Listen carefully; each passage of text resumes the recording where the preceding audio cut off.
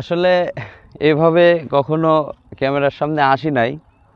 তো আপনাদেরকে আজকে একটা বিষয় বলবো, সেটা হলো আমরা মধ্যবিত্ত ছেলেরা স্বপ্ন দেখতে ভয় পাই। আর যদিও বা স্বপ্ন দেখি, সেটা স্বপ্নটা ছোট হয়, বড় স্বপ্ন দেখতে ভয় পাই যদি স্বপ্নটা পূরণ না হয়।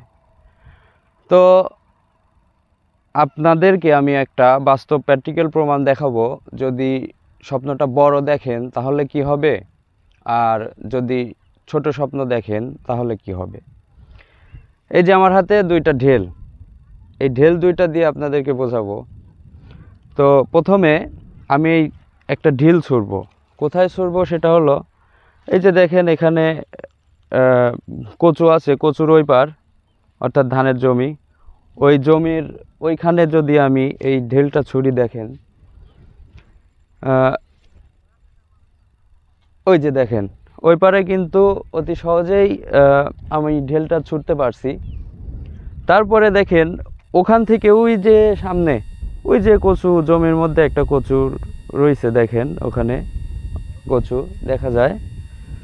তো যাই হোক, আমি যদি এখন এই ঢিলটা ওই কচুতে ছুরি, দেখেন এই যে ছুড়লাম, দেখেন আমি ঢিলটা ছুঁড়ছি কিন্তু ওই কচুরতে পড়ে নাই, কচু পর্যন্ত যায় নাই। কিন্তু এই যে আমি এই কাঁধাতে যে ঢিলটা ছুঁড়ছিলাম না, এই ঢিলটা থেকে দূরে গেছে। তো এতে বোঝা যাচ্ছে, যদি আপনি স্বপ্নটা ছোট দেখেন, সেই স্বপ্নটা হয়তো আপনার পূরণ হবে, ঠিক আছে, আর ওই অতটুকুনের মধ্যেই আপনি সীমাবদ্ধ থাকবেন।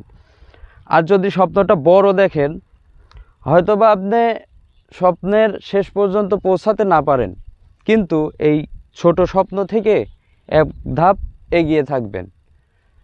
তবে তাহলে এর থেকে আমরা বুঝতে পারি যে আসলে আপনারা যদি স্বপ্ন দেখেন, অবশ্যই বড় স্বপ্ন দেখবেন। স্বপ্ন কখনো ছোট দেখতে নেই। আশা করি বিষয়টা বুঝতে পারছেন।